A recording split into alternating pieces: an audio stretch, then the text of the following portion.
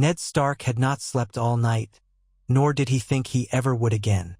The weight of choice upon him felt heavier than any chain of office, heavier even than ice, the great Valyrian steel sword of House Stark.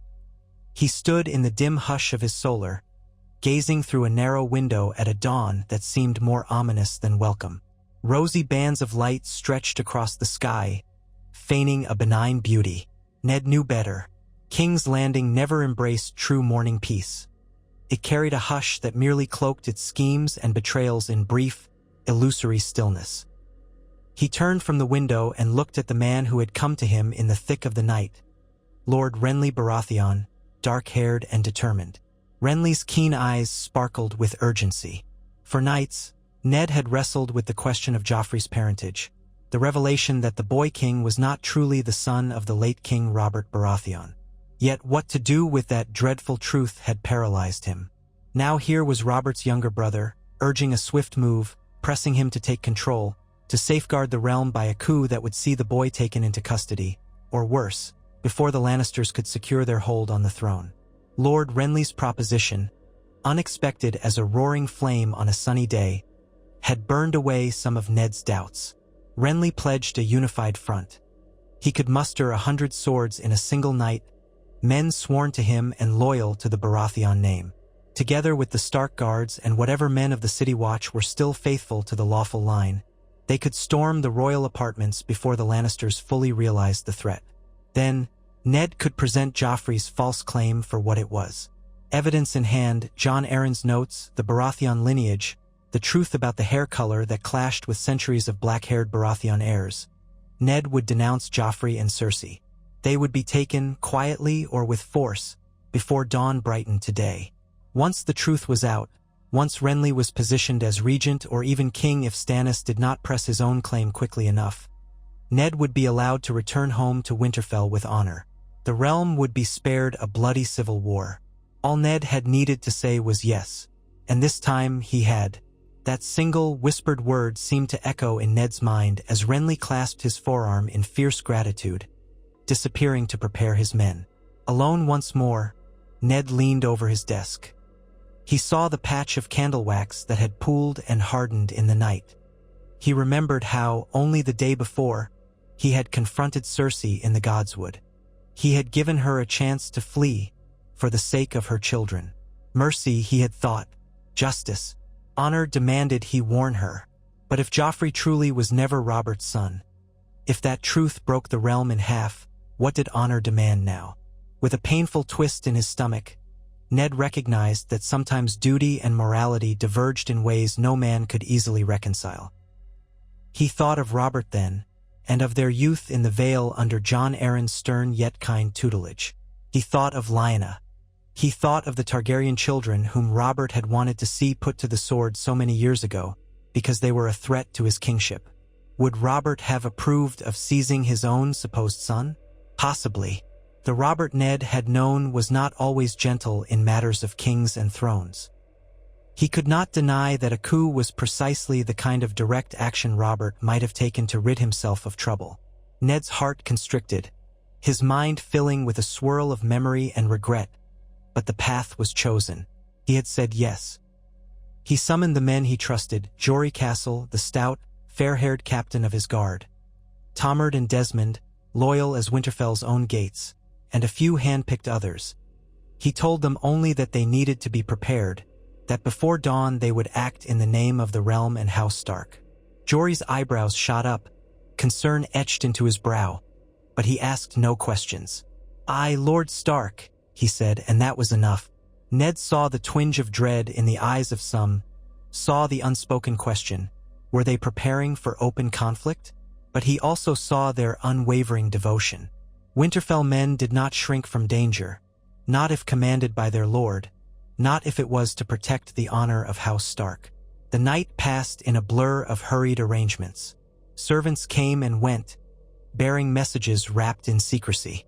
Lord Baelish made an appearance, all ingratiating smiles and cunning remarks, but Ned sidestepped him. He would not trust Peter Littlefinger with the smallest fraction of this plan, no matter how persuasive the man might be about controlling the City Watch. Perhaps Ned was making a mistake by not securing Littlefinger's assistance. Some part of him acknowledged that, but he refused to allow that sly whisper in his ear. He would rely on Renly's men and his own. The hand of the king had made enough ill-advised bargains. This time, the man he would lean upon was Robert's own brother, who had the blood of House Baratheon running hot in his veins. A hush gripped the Red Keep's corridors before dawn. Somewhere, in the labyrinthine bowels of the castle, Lannister guards surely stood on watch, their scale armor glimmering torchlight. However, the Lannisters had grown overconfident. They suspected that Ned was a man of caution, a man too rooted in his sense of honor to strike first. They were counting on that same sense of morality that had driven him to warn Cersei, to attempt a peaceful resolution. They did not expect him to collude with Renly Baratheon in a bold, near-treasonous coup. When the time came, Ned left his chamber with Joffrey at his side. Gray light filtered through the high windows, creeping shadows on the stone floors. The castle's heartbeat felt strange and disjointed. A swirl of dust motes danced in the faint beams that stabbed through the gloom. As they descended a narrow stair, they came upon a group of Renly's men, armed and tense. Renly stood among them, his jaw set. Beside him, Ser Loras Tyrell wore a breastplate polished to a mirror sheen. The golden rose of House Tyrell emblazoned proudly.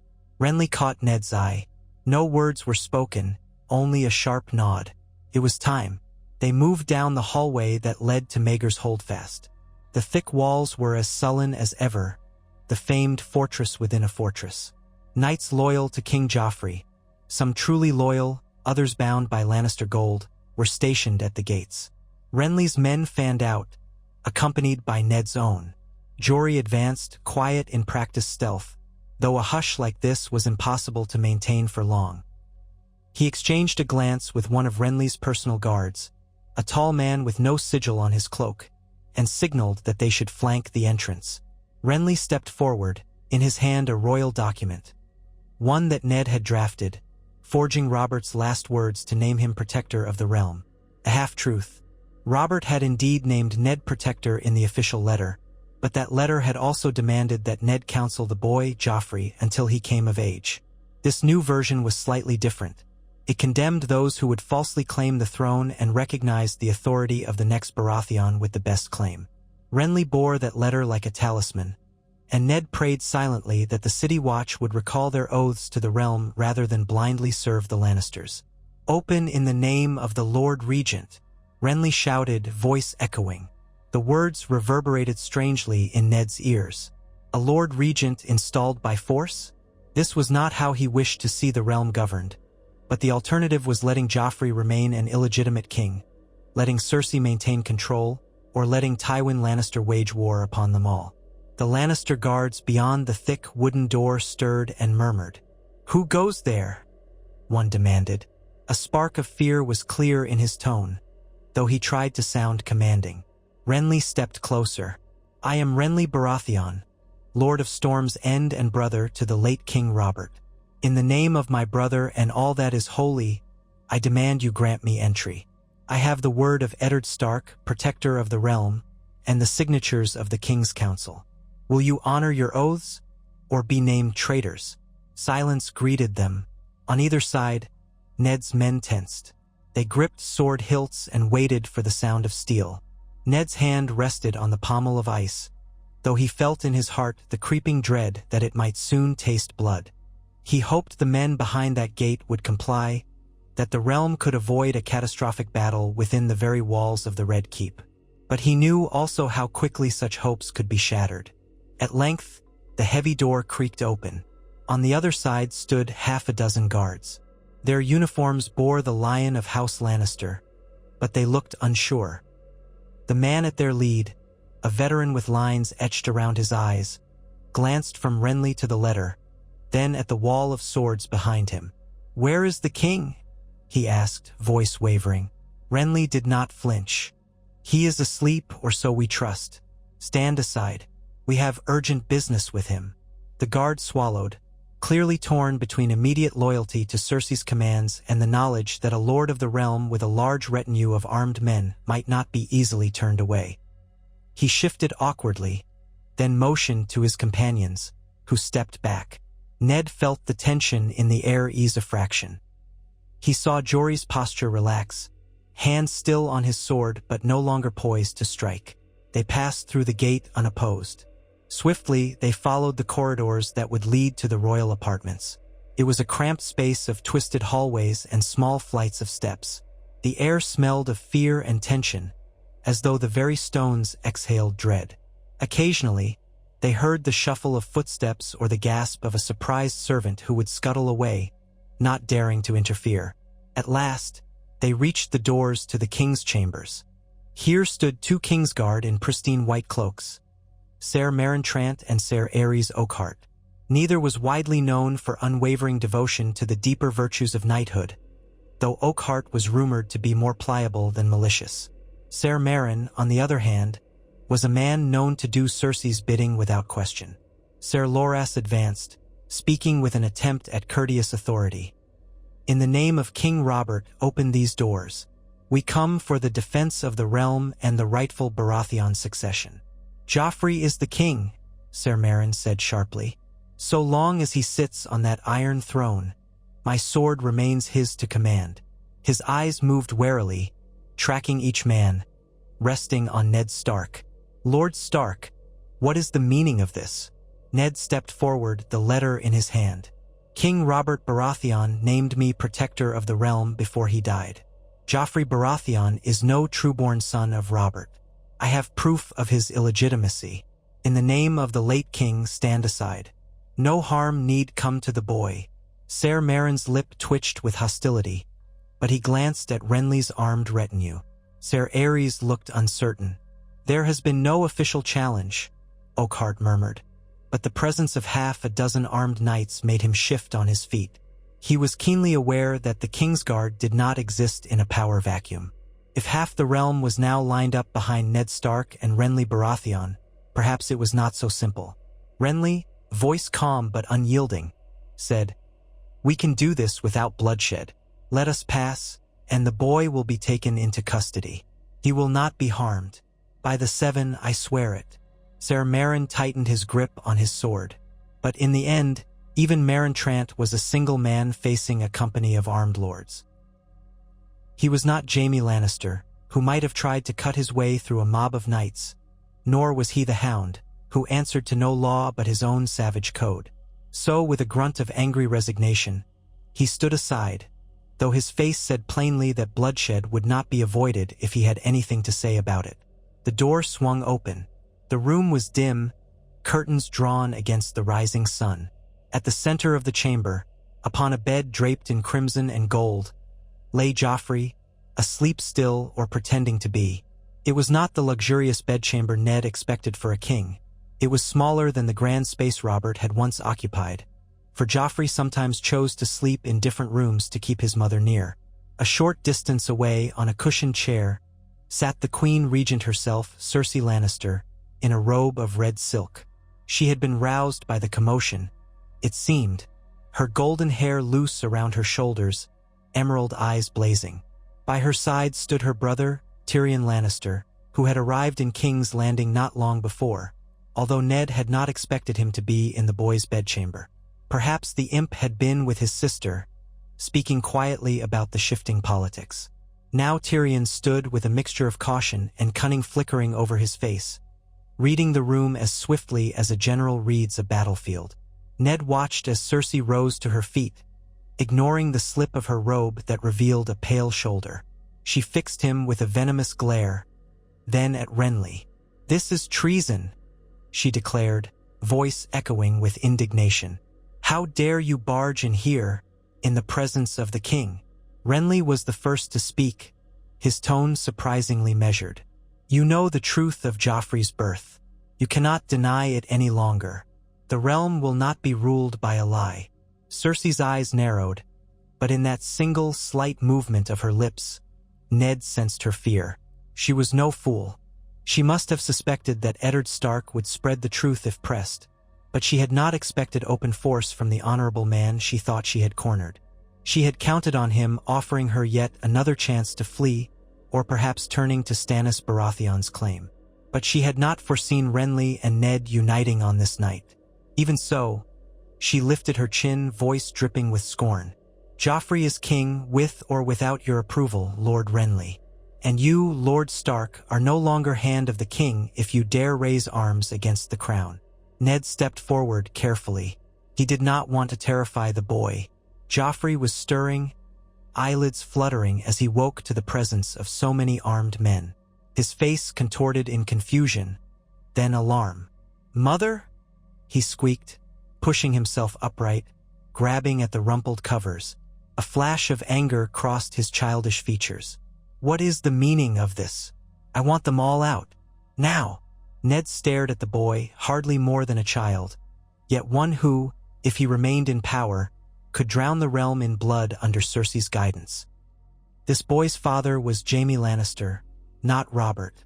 His rightful claim was void. For a moment, Ned felt pity for the confusion he saw, but duty forced him to speak clearly. "Joffrey Baratheon, you are to come with us. You are found unfit to rule by the laws of gods and men. The line of your true father does not entitle you to the Iron Throne." His voice threatened to quaver with the gravity of the moment, but he kept it steady. At this, Joffrey's face twisted in rage, more furious than frightened. "I am the king. I'll have your head. My mother will make you pay." He began screeching, throwing the covers aside. "Guards! Guards!" Ser Meryn Trant, still at the doorway, edged forward, hand on the hilt of his long sword. But one look at Renly's knights, Ned's own men, and Ser Loras Tyrell standing poised, was enough to hold him back. Cersei turned her fury on Tyrion, as though blaming him for not conjuring an immediate rescue. Tyrion, for his part, stood with arms folded, his mismatched eyes taking in the situation, calculating. If he had some cunning plan, he did not speak it aloud. Perhaps the presence of a large, armed faction was too overwhelming even for him to talk down. Ned said softly, "No one wishes the boy any harm, but he is no king. Renly Baratheon, as the true brother to Robert, asserts his claim as Lord Regent, until such time as the succession can be rightly sorted. Stannis has the best claim by law, but until he comes, we cannot allow the Lannisters to control the throne." Cersei's voice turned into a hiss. "You fool, Lord Stark. If you think the realm will stand behind Renly, many will." Renly broke in. "When they hear the truth, they will stand against incest and treachery. Or perhaps they shall stand with Stannis. But either way, your false king will not keep the throne." He seemed to relish the moment, though there was tension in his posture, as if expecting a sudden attack from Cersei's hidden guards. Joffrey leapt from the bed, lunging at Ned with surprising aggression for a boy of 13. Ned stepped back, stunned but still able to avoid the child's swinging fist. "You'll die for this." Joffrey spat, spittle flying in fury. "My grandfather will have an army in this city by nightfall." Renly's men closed in, ushering the boy away from Ned. Cersei tried to follow, but Ser Loras blocked her path, politely yet firmly. She glared, breathing hard, her chest rising and falling beneath the robe. If she had a knife, Ned suspected she would have stabbed him with it, or Renly, or whoever was closest. But a quick search revealed she was unarmed. Tyrion raised a hand. "This is quite the predicament," he said, his voice measured calm. "My sister is correct in one regard. The Lannisters will not take kindly to an assault on the king's person, legitimate or otherwise. You are starting a war." Ned set his jaw. "If war is the price to remove a false king, then I will bear that responsibility. But we do not intend slaughter. The boy will be kept safe. He will not be harmed, as I have said." "You think Tywin Lannister will see it that way?" Tyrion retorted. "He will ride for King's Landing the moment he hears." Renly nodded, acknowledging the truth of Tyrion's words. "We will handle Lord Tywin. The realm stands behind the Baratheon name, not the Lannisters. I intend to rally the Stormlords to my banner. The Tyrells may well join me.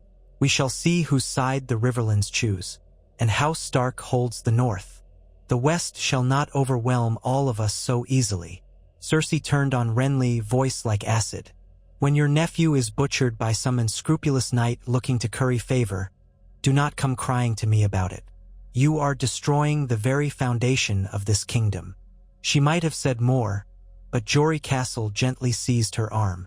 "My lady, please," was all he offered. The queen jerked away from his grip. "I will walk myself."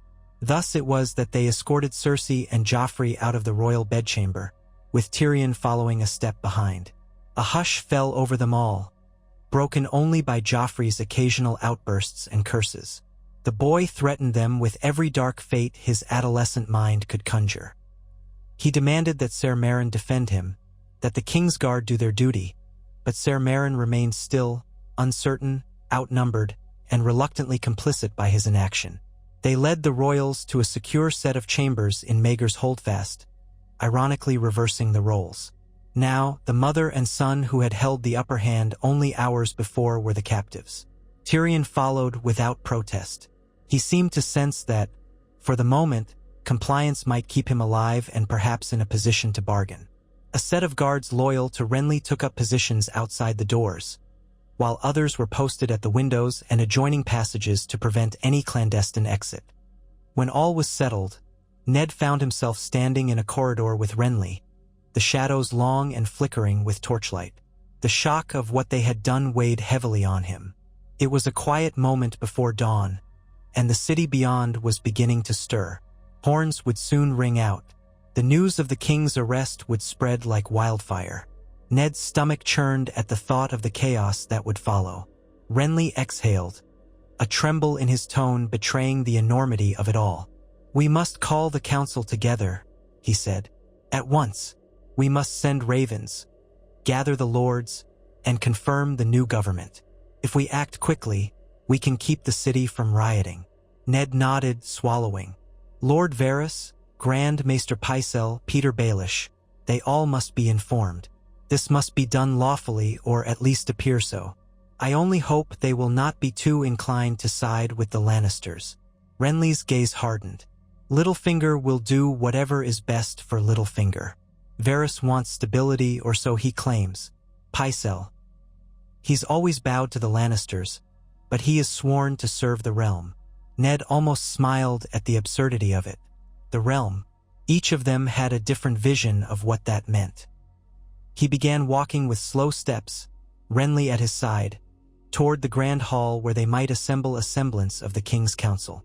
Already, in the corridors, servants peered around corners, wide-eyed and fearful. A coup had occurred within these walls, so quietly that the city still slumbered, but soon that would change. When they reached the hall, the gold and crimson banners that once celebrated King Joffrey's ascension hung like silent accusations. Ned repressed a shiver. Robert's banners had been boar and stag. Now the Lannister lion overshadowed the black stag in too many corners. The weight of that truth pressed upon him. They would need to remove those lions soon, replace them with the crowned stag of House Baratheon if they were to legitimize Renly's hold.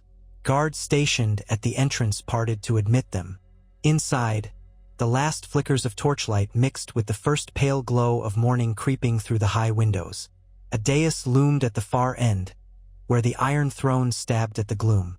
For a moment, Ned remembered the day Robert took that throne, the joy in his friend's face, the relief that the Mad King's tyranny had ended.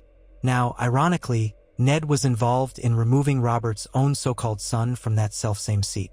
Renly looked at the Iron Throne, a swirl of emotions flickering across his features. Ambition, uncertainty, the weight of a destiny he was never meant to claim unless Stannis was out of the picture. "We will not seat ourselves here just yet," he said quietly to Ned. "This matter must be addressed properly. The council must declare the rightful heir, or grant me the regency." Ned gave a small inclination of his head. He respected that Renly did not simply fling himself onto the throne. This was no mere power grab for Renly, at least not wholly. One might argue he was skipping over Stannis, but Ned sensed that if Stannis appeared, Renly might be forced to relinquish the seat, or at least come to terms with him. For now, though, Renly was physically present, backed by men who believed in him or disliked the Lannisters enough to side with him. If Stannis had any intention of pressing his claim, he had yet to do so openly. By the time he moved, the city could be secured.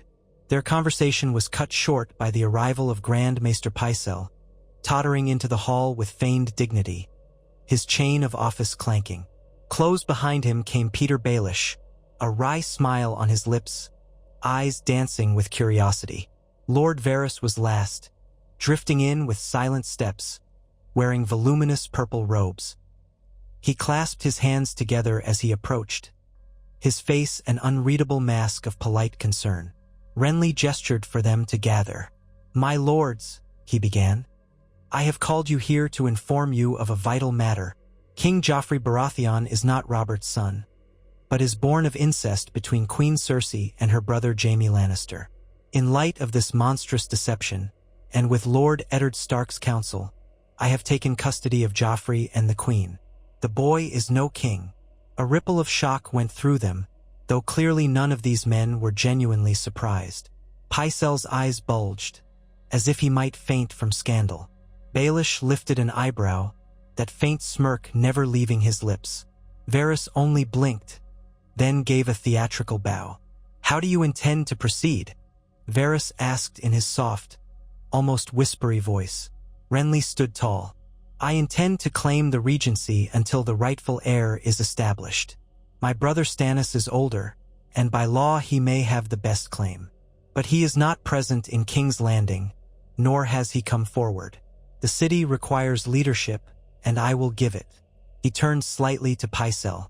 "Grand Maester, you must send ravens to all the great lords. They are to be informed of the truth of Joffrey's parentage and invited to acknowledge this new rule." Pycelle wrung his hands, his chain swaying about his neck. "Oh dear, this is quite irregular. And the boy, the lad, does he live?" Ned's voice answered, calm but firm. "He lives. He is held under guard. So long as no one attempts to free him, he will remain safe." Baelish let out a small, mocking breath of laughter. "Safe, is he? Safer than the last Targaryens?"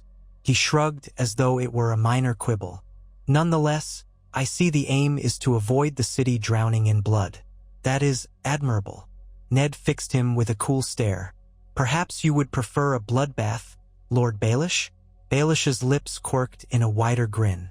No. I merely point out the precariousness of this situation. Tywin Lannister, upon hearing of this, will surely march on the city. Unless you have an army at the gates to greet him." Ned fought the urge to sigh. Tywin is indeed a concern. The city watch must be on our side, or all is lost. We cannot hold King's Landing with so few men if the watch betrays us to the Lannisters. Lord Baelish, you told me once you had significant influence over the watch. I trust that remains true."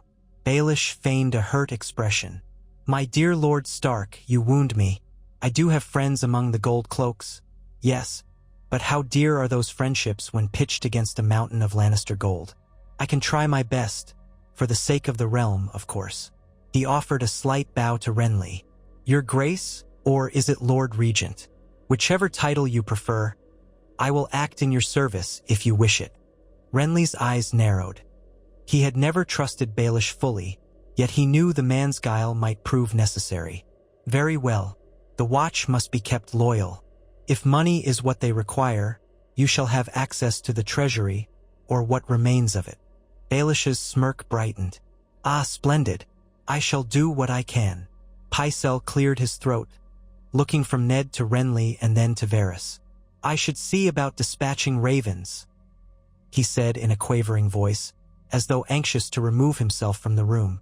Renly nodded curtly. "Do so, at once, and see you do not tamper with the messages. The truth shall be spoken plainly. Joffrey is the product of incest, and I, Renly Baratheon, hold the city in trust until the rightful heir is confirmed." The old man bowed and retreated, still blinking in apparent disbelief. Lord Varys approached Ned.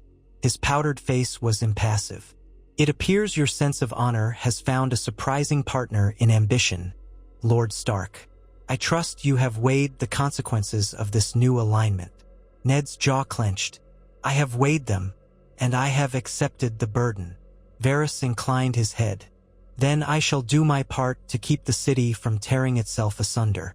The small folk will need reassurance that they are safe, that bread will still be brought to market, that they can go about their lives without fear of Lannister retaliation. Renly interjected. We must keep an eye on the queen and the boy. If they escape, all is undone. Lord Varys, see that no messages from Cersei slip out unnoticed. Of course, Varys replied with a small smile. I have my ways. The Red Keep is riddled with more than rats. And so began the precarious new dawn in King's Landing. Ned stood there in the echoing hall, feeling the weight of every choice. The city was not yet in flames, but it was only a spark away. He remembered the last time the city had fallen, when Robert seized it from the Targaryens. He had witnessed the sack, the horror. The memory curdled in him, urging him to prevent such atrocities. But had he done the right thing?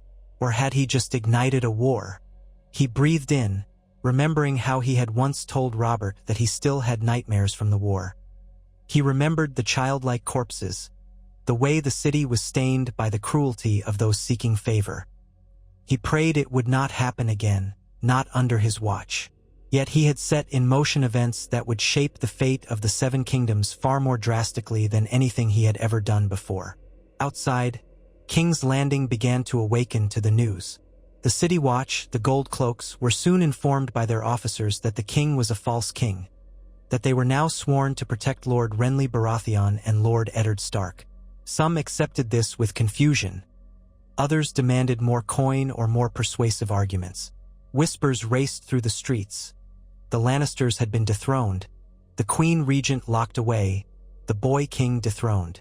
Some of the small folk celebrated in the alleyways, especially those who had felt the sting of Joffrey's cruelty or the Lannisters' heavy-handed rule. Others trembled, worried about the repercussions, uncertain if a new wave of chaos would descend on them. The afternoon sun rose, and Ned found himself in a smaller council chamber with Renly, discussing the urgent tasks of governance. New coins were needed to ensure the Watch's loyalty. New decrees must be read aloud. The merchants must be reassured that trade would not be disrupted. The crown's debts to the Iron Bank of Bravos and to House Lannister loomed uncomfortably large. Renly was no fool. He recognized that financial shortfall could quickly turn the tide against them. As they pored over ledgers, Ned thought fleetingly of how far he had come from the quiet of Winterfell. There, he had known mostly the concerns of a northern lord, short summers, long winters, the well-being of his people. Here, in the capital, every breath seemed tangled in politics. He missed his family. He thought of Sansa and Arya, and his heart twisted. He spoke to Renly. My daughters must be found and kept safe. I believe Sansa is in her quarters, but Arya may be out somewhere with her dancing master. I must see them immediately. Renly set aside a parchment. Of course, I will have my men escort them to you. If you fear the Lannisters might try to use them against you, Ned nodded gravely. They will not have the chance. I will see to it. While Renly directed knights to secure the Stark daughters, Ned hurried through the corridors. He found Sansa in her room, trembling with tears in her eyes. She had already heard that Joffrey was arrested, and half the city was abuzz with the rumor that he was a bastard born of incest. Father, is it true? She cried. Confusion and heartbreak etched on her face. She had loved Joffrey once, or thought she had, and the shock was cruel. Ned embraced her gently. It is, my sweet girl. I'm sorry. He felt her slight frame quiver against him. You must stay close by. Do not wander the castle alone. We must keep you safe. Her blue eyes brimmed with tears. But what will happen to him, to Joffrey? He paused, uncertain how much truth to tell. He will live so long as he does not threaten the realm. But he is not who we believed him to be. She swallowed hard, her voice barely a whisper. Then, am I still to be his queen? Ned's heart clenched. No, child. That arrangement is ended. Confusion warred with a thread of relief on Sansa's face. She had seen Joffrey's cruel streak in glimpses. Perhaps some part of her was frightened of that future. But she was still a girl who had dreamed of being a queen in songs and tales. Then what will happen to me? You will remain a Stark of Winterfell, and one day I will take you home, Ned promised, stroking her hair. All will be well. It was a vow he hoped he could keep. They found Arya soon after. She was in the practice yard with Syrio Farrell. The Braavosi first sword stood protectively, wooden sword in hand, as if expecting men to burst in and snatch Arya away. When Ned appeared, Syrio bowed. My lord, I have guarded her well. Arya's face was streaked with sweat, her hair matted at her brow. She gave her father a wary look. What's happening, father? The Red Keep is full of talk that Joffrey's been locked up. Good riddance, I say, but everyone's acting like war is about to fall on us. Ned set a hand on her shoulder. War may well come, but for now you must stay close. No more lessons with Syrio, I'm afraid, until things are calmer. I need to know you and your sister are safe. Arya opened her mouth to protest, but a brief flicker of fear in her eyes showed she sensed the gravity of the situation. She nodded. All right, I'll stay with Sansa. Ned gave a grateful smile to Syrio Farrell, who inclined his head with dignity. The girl is brave, my lord, he said. A true wolf. Ned escorted Arya back to Sansa's chambers, posting 2 loyal guards outside. The hours that followed were a blur of orders, discussions, and tense negotiations. Renly convened a gathering of the city's prominent guild leaders and merchants to promise them continued peace and to reassure them that the roads would remain open for trade. The gold cloaks were promised a raise in pay, with coin drawn from the treasury. Word came from the streets that half the city was calm, while the other half raged in rumor, with some already taking up arms in fear of Lannister retribution. Cersei and Joffrey remained in their sealed chambers, guarded day and night. Tyrion was nowhere to be found. When questioned, the guards reported he had last been seen speaking quietly to a group of Renly's men, then disappearing down a corridor. Whispers spread that he might have left the castle through a secret passage, or bribed some guards to look the other way. Ned felt a pang of anxiety. Tyrion was cunning. His escape meant the Lannisters could have a champion outside these walls, rallying support. Night fell on King's Landing. The lamps and torches in the Red Keep glowed like watchful eyes. Ned took a moment to rest in his solar, to breathe. The day's events felt like a lifetime compressed into hours. Accepting Renly's offer had changed everything. He remembered the moment he made that decision. A single whispered yes. He wondered if, by some fortune, it would spare the realm a bloodbath, or if it would only fan the flames. As if reading his thoughts, Renly entered, accompanied by Ser Loras. Renly's usual easy charm was strained. He came to stand across from Ned, a goblet in hand. We must plan for Tywin Lannister, he said simply, as though continuing a conversation already begun. And for Jaime, he still commands a large contingent. Ned nodded, pushing himself up from the chair. Jaime Lannister is rumored to be in the field, gathering men. If he learns what has befallen his sister and nephew, he'll likely march on us as well.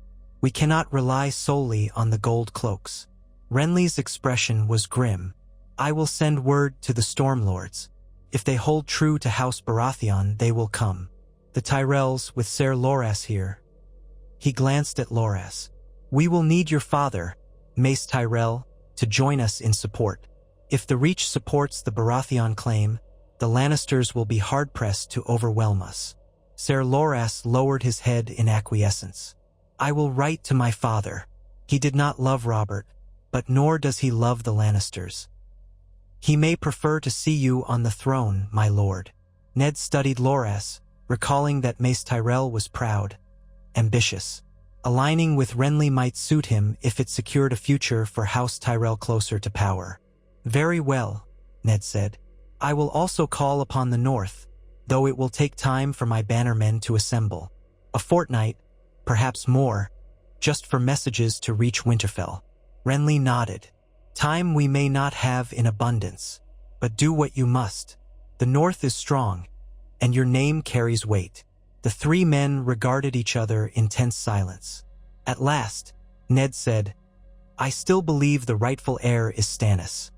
He is Robert's older brother, and by all laws of succession, The throne should be his, not yours. Renly's jaw flexed. If Stannis appears to claim it, then we shall see. But you know Stannis, Ned. He's as cold and unyielding as iron. Robert always said men would follow him out of fear, not love. If he arrives and demands the crown, will the people bow willingly, or will we face more division? Ned considered. He is lawful, perhaps to a fault, and he will not appreciate that we seized the city in his absence. Renly sighed. We could have waited for him, but the Lannisters would not wait.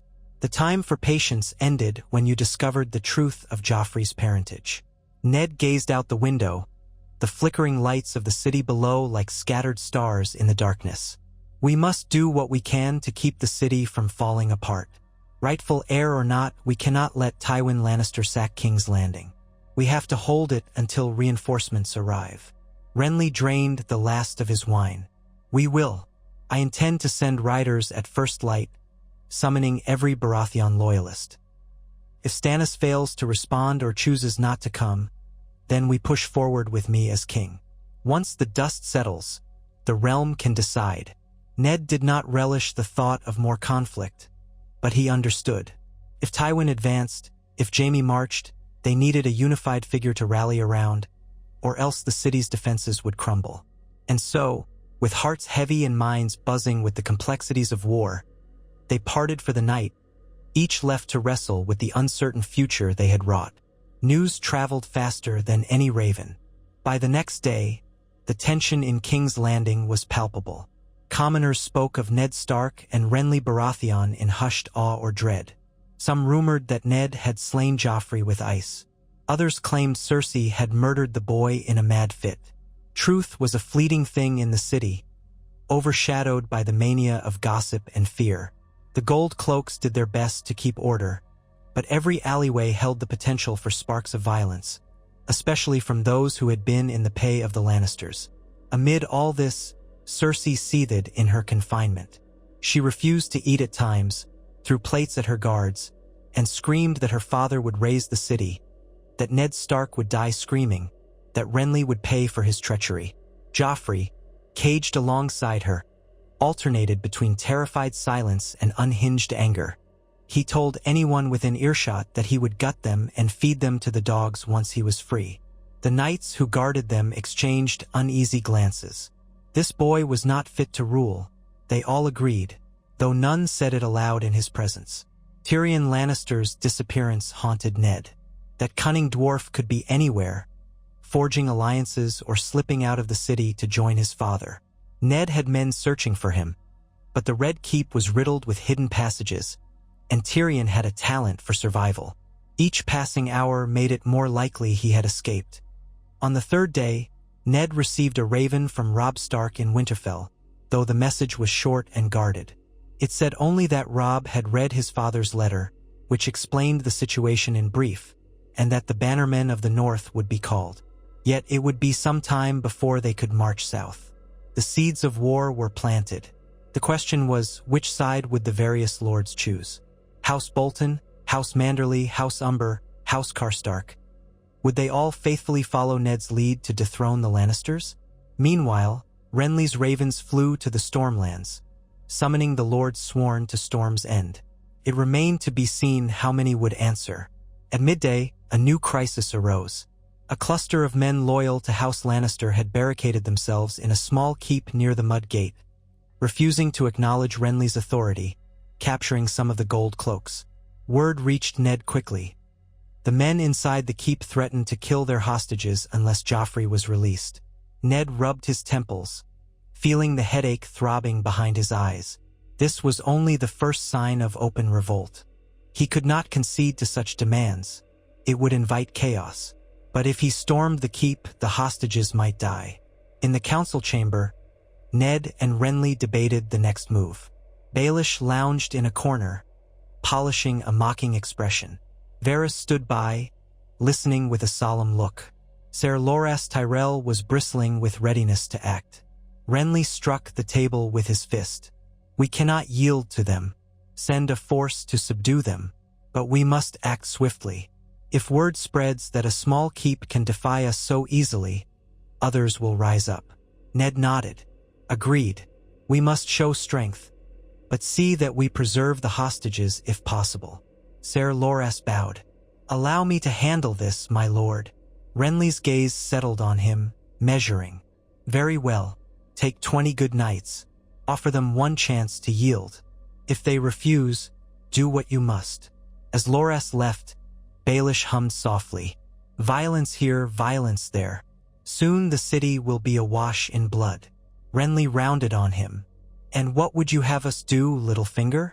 Let them hold the gate, as if the city were theirs. Baelish's smile turned thin. Merely pointing out that your grip is tenuous, my lord. Perhaps a more cunning approach is needed. Promises of gold, a bribe to their leader. But do proceed with your heroic charge. I'm certain Ser Loras will be splendid. He gave a half bow and slipped away, as if bored by the discussion. Ned's misgivings flared. Peter Baelish was dangerous. They knew it, but right now they had bigger threats. Ned placed a hand on the pommel of his sword. Let us pray the day is won without the hostages lost. Renly turned back to him, a flicker of concern in his eyes. This is only the beginning, Ned. When Tywin marches, we won't be dealing with a handful of men in a keep. They parted to attend their separate duties. Ned soon found himself walking along the battlements, gazing out at the city below, anxious for any sign that violence was erupting in the streets. He saw a plume of smoke near the mud gate. A local rumor, carried by a breathless messenger, claimed Ser Loras had rallied the gold cloaks and charged the keep, that the defenders had fired arrows from the ramparts. The outcome was unknown. As he stood there, a soft voice at his elbow made him turn. Varys, the master of whispers, joined him, placing plump hands on the stone parapet, peering out. When the lion hears of the stag's boldness, war shall ring through the land, he commented, voice barely above a whisper. I do wonder, Lord Stark, if you have prepared your heart for what is to come. Ned looked at him. I prepare as best I can. War might be inevitable, but we must see it through to protect the realm from a false king. Varys sighed softly, his powdered face drawn. Yes, indeed. And if, in the process, half the kingdom burns, who is served by that truth? Ned felt a pang of guilt. Would you have me let a false king sit on the throne unchallenged? Varys gave a minute shrug. It is not for me to say. I am but a spider, spinning my webs for the good of the realm, whichever realm emerges from these flames. I only pray it is not a ruined husk. Those words hung in the air. Ned could not reply. After a moment, Varys bowed lightly and moved away, vanishing into a nearby tower door. Ned stared again at the rising smoke. The old pains of Robert's rebellion stirred in him. The smell of burning houses, the cries of the dying. He closed his eyes, recalling the vow he made to protect his family, to uphold his honor. When he opened them again, the smoke was still there, a dark smudge in the bright sky. By nightfall, word arrived that Ser Loras had quelled the rebellion at the keep near the Mudgate. A few of the hostages were injured, but most survived. The Lannister loyalists were subdued, some captured, some slain. Ned felt relief that the immediate crisis was over. But the cost was 5 gold cloaks dead, a half-dozen knights wounded, and an unknown number of small folk killed in the crossfire. The days that followed brought more of the same. Minor skirmishes, pockets of resistance, attempts to break out Cersei and Joffrey from their confinement. Each time, the loyal knights in Renly's service or Ned's men from the north put a stop to it. The City Watch, bolstered by coin, did their part. Gradually, the rebellious elements quieted. Fear, it seemed, could enforce compliance, at least for a time. Meanwhile, ravens came in with scattered replies from the Stormlords and the Lords of the Reach. Some pledged support outright, praising Renly's bold stand against Lannister tyranny. Others hedged, uncertain, wanting to see how events played out. The North, according to further letters from Robb, was assembling. Riverrun, under Hoster Tully, was also rumored to lean toward supporting Ned and Renly, if only to oppose the Lannisters who had taken Tyrion captive for a time and threatened the Riverlands. It looked as though the greatest question mark was the Vale, with young Lord Robert Arryn under Lisa's influence, and Dorne, which had its own complicated history and might yet stay out of the fray unless given cause. Ned began to realize how large a conflagration was forming. It would not be a mere scuffle in the streets. Multiple great houses were preparing for war. If the Tyrells and Baratheons and Starks aligned, that left the Lannisters, presumably with the aid of whatever houses of the Westerlands would follow them. And then there was the looming figure of Stannis, who might appear at any moment with ships from Dragonstone to stake his claim. The Iron Throne itself hung in precarious balance. Weeks passed. King's Landing did not starve, nor did it erupt in full-scale riots. The delicate balance of force, fear, and coin kept it stable. Shops reopened, albeit warily. The Red Keep bristled with armed men loyal to Renly. Joffrey and Cersei remained under lock and key, though Cersei's outraged demands for freedom continued daily. Tyrion had indeed escaped the city, as far as anyone could tell. Ned had doubled the guards around Sansa and Arya, neither of whom was allowed outside the keep unsupervised. He promised them that once the situation was stable, they would return to Winterfell, though they both knew that might not be any time soon. In the interim, there were small glimpses of normalcy. Sansa began sewing again, sometimes with Arya fidgeting nearby. Arya tried to practice her water dancing in private, with whatever wooden swords she could find. Ned watched them both with paternal concern. He felt the tension in the keep at all hours. Even the ravens, black eyes gleaming, seemed uneasy on the battlements. At last, an important raven arrived from the west. Tywin Lannister had called his banners and was marching toward Harrenhal, rallying knights and lords sworn to Casterly Rock.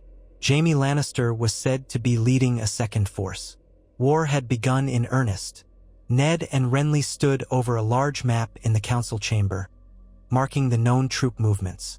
Baelish, Varys, Ser Loras, and a handful of other trusted knights were present. Renly placed a wooden token shaped like a lion near Harrenhal.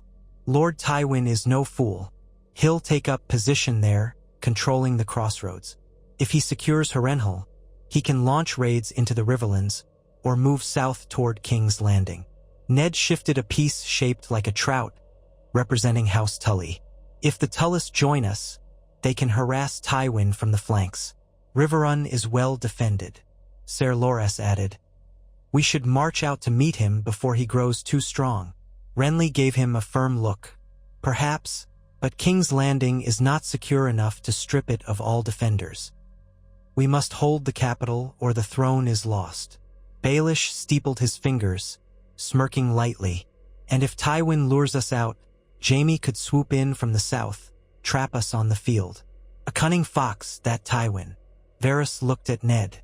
Your son Robb, with the northern host, might move down the King's Road to threaten Tywin's flank. If so, Tywin will have to choose between pressing toward King's Landing or turning to face the north. Ned felt his chest tighten. He did not want Robb thrown into a bloody war. Yet it seemed inevitable. Robb is young, but he has good advisors, Ser Roderick, the Great John, Roose Bolton. Still, I will not risk him lightly. He must move carefully. Renly traced a path on the map. If the Riverlands are with us, and the north is coming, we might crush Tywin between us. We need only hold King's Landing until that can be done. Baelish's eyes glittered. Ah, a neat plan. So many ifs. But if it works, the lion's roar might be silenced. No one smiled. The gravity of it weighed on them all. War was not a matter of neat plans, but of chaos, heartbreak, shifting loyalties. And then there was still the unknown factor of Stannis. If he decided to land forces at Dragonstone and march on the capital, would he come as a friend or foe? Renly had not heard a word from his brother, though repeated ravens had been sent. Days turned to weeks. Scouts brought word of Tywin's slow but steady approach. Jaime was rumored to be near the Golden Tooth, preparing to cross into the Riverlands. The Tullys were mustering. The Starks were marching south. The Stormlords were rallying. A tinderbox was about to spark. King's Landing endured a strained calm, the small folk dreading the swords that would soon clash. In the Red Keep, Ned felt the past pressing down on him. Once Robert had overthrown a king. Now Ned was part of an effort to overthrow Robert's so-called son. He remembered how roiling war could become, how easily atrocities multiplied in the name of a just cause. Yet there was no turning back. He had accepted Renly's offer. He had set these events in motion. He would see it through. One bright morning, word arrived that Stannis Baratheon had been sighted at Storm's End with a small fleet, and that he was proclaiming himself king of the Seven Kingdoms. He had apparently named Renly a traitor for seizing King's Landing without rightful authority. Renly received this news in stony silence. Then he gave a laugh devoid of humor. So it has come to this. My own brother calls me traitor. He will march on us if we do not yield to him. Ned placed a hand on Renly's shoulder. We must find a way to reconcile. The realm cannot endure another war within a war. Meet with him, parley. Perhaps he will let you serve as his hand, or share power until the Lannisters are crushed. Renly's face was pale, but his gaze hardened. You do not know Stannis as I do. He will accept no compromise, no half measure. If I bend the knee, he may spare me, but what then? Will he tear me from limb to limb for dethroning the boy? He'll claim I stole his birthright, that I have no right to treat with him as an equal. Ned frowned. He cannot expect the lords to flock to him if he plans to start a war with his own blood before even facing the Lannisters. Renly's lips pressed together. He can expect what he wants. That is Stannis. His sense of justice is absolute. Perhaps there is a way to negotiate, but I do not see it clearly. A raven flew out that very hour, bearing messages of entreaty to Stannis, but Ned doubted they would be well received. A swirl of tension settled over the city. Lannisters to the west, Stannis in the south, possibly preparing to move northward along the storm coast or even by sea. The stage was set for a massive conflict. And as Ned Stark walked the corridors of the Red Keep, hearing the echo of distant footfalls, he could not help but remember how a single choice, accepting Renly's offer, had changed everything. Yet if he had refused, what would have happened? Cersei might have fled with her children, or perhaps Ned would have confronted Joffrey's claim more publicly, and the city might have erupted anyway. Now, at least Ned had Renly's support and Joffrey was safely out of power. The small folk were spared the tyranny of a boy king with a vengeful mother. For that much, Ned told himself he could take solace. He continued to correspond with Robb, urging caution in the march south. He wrote to Catelyn, who was still in the Riverlands, hoping to bring the Tullus more firmly into alliance with them. Each raven carried the gravity of a father's worry, a husband's longing, a lord's determination. War demanded everything, even from those who despised it most. One evening, Ned sat alone in his solar, reading a letter by candlelight. Outside, the sky was a deep blue, the moon rising over the city. Wind rustled the banners, the crowned stag of House Baratheon now displayed in place of the Lannister lion in many corridors. Steps approached, and Jory Castle entered, clearing his throat. "My lord," he said gently, "you've been at this all day. You should rest." Ned rubbed tired eyes. "Soon, Jory. There is much to do." Jory hesitated, then spoke quietly. "We all followed you here because we believed in you, believed in your honor. Whatever comes, my lord, know that we stand with you."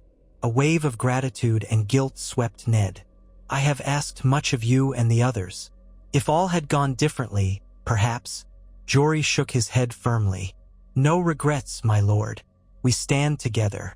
The North remembers." Ned managed a weary smile. The North remembers. When Jory departed, Ned found his thoughts drifting to Winterfell, to the crypts where his ancestors lay. He wondered how they would judge his choices. Honor was never simple, that he had learned. To protect the realm might sometimes mean subverting the letter of the law. It might mean forging alliances quickly, or seizing power to prevent worse horrors. The line between duty and compromise had blurred, and he walked it with a heavy heart. As the night deepened, Ned rose to check on his daughters. He found Sansa asleep, her cheeks still damp with tears from earlier. Arya pretended to be asleep, but when Ned leaned in, she whispered, "Will there be war, father?" He He brushed her hair back gently. Yes, child, we must prepare for it. She swallowed, eyes wide in the dim glow. Will we go home soon? Ned closed his eyes briefly. I hope so, my little wolf. I hope we will. He left them to their rest, stepping once more into the corridor. The guards nodded as he passed. A hush filled the castle at this late hour. The air felt charged with expectation, as if every stone and torch and tapestry waited for the hammer blow of fate to descend. Far away, beyond these walls, Tywin Lannister gathered his forces. Stannis Baratheon rallied at storm's end. The banners of House Stark, Tully, and Baratheon prepared to converge. 7 kingdoms stood on the brink of a war that could reshape the realm. None of it could be undone. It was the inevitable aftermath of a single choice. Ned Stark had said yes to Renly Baratheon, and the Game of Thrones had taken a sharply different turn. Only the gods could know how the pieces would fall when swords met on the battlefield. That night, Ned knelt by his bed, murmuring a prayer to the old gods, the ones he had always trusted in the quiet groves of Winterfell. He prayed for peace, though he knew war was upon them. He prayed for his family, separated and scattered across the land. He prayed for strength to guide his steps through the storm he had helped unleash. And then he rose, alone in the silent gloom, feeling the weight of ice and steel and honor upon his soul. The dawn would come soon enough, bringing tidings of battle, alliances, betrayals, and perhaps even further revelations that would shake the 7 kingdoms. But Ned Stark would face them, for there was no retreat from the path he had chosen. If there was a chance, any chance, to save the realm from a cruel tyranny and keep his family safe, he would grasp it, no matter the cost. And so, with the torches guttering low, he bowed his head and whispered to the old gods once more, then lay down to snatch what little rest he could before fate's inexorable march resumed upon the morrow.